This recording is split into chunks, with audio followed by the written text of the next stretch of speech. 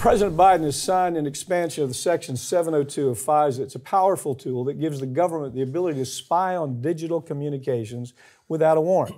FISA has been abused constantly over the years. We all know about it. It's been used to spy on Americans. They've had hearing after hearing after hearing where they've proven that it's not just foreign agents they're looking at. They're looking at Americans. They're looking at mom and pop with these mechanisms. Pick it up from there. Yeah, so now we get this, not just a reauthorization of 702, but the expansion of it.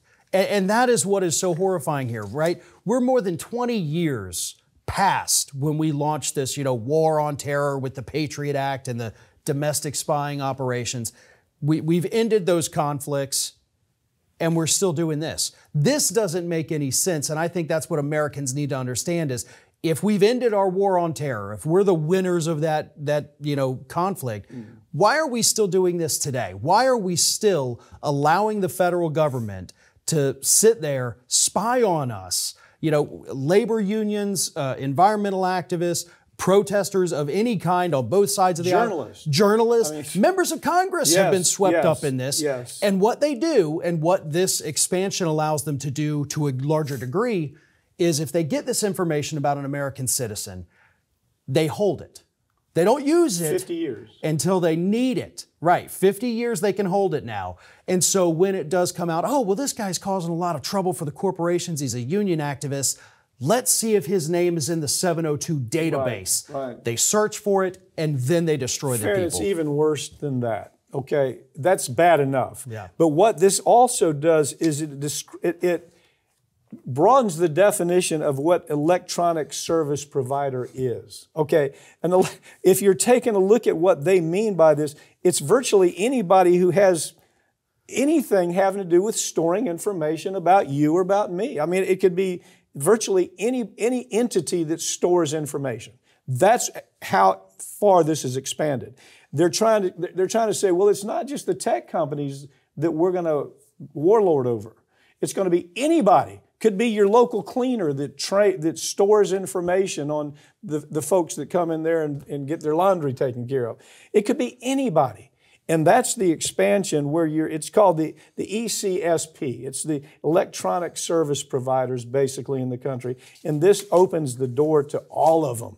They're all going to be somebody, hey, when the NSA calls, you better give us that information, right? Yeah, and people, if you think, well, oh, no, it's only for people that have contacts with outside foreign people that are targets, go back and look at the hearings where innocent Americans have been swept up in this every single year. It can happen to you, and it may have already happened. You're going to get the comments, oh, well, I'm not worried about it. I'm not doing anything wrong. That is so childlike thinking. Yeah. I mean, think of how childlike thinking that is. I'm not doing anything wrong, therefore, what am I worried about, right? Yeah. That is somebody who hasn't taken a civics class, hasn't taken a history class, and has really low information about what the government is capable of doing.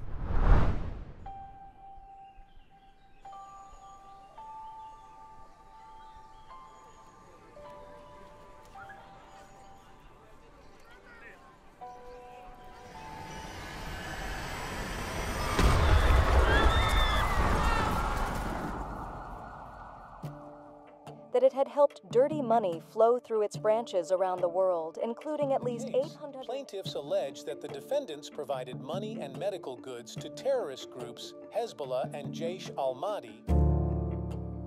This is a well-organized business for these individuals that carry out these attacks.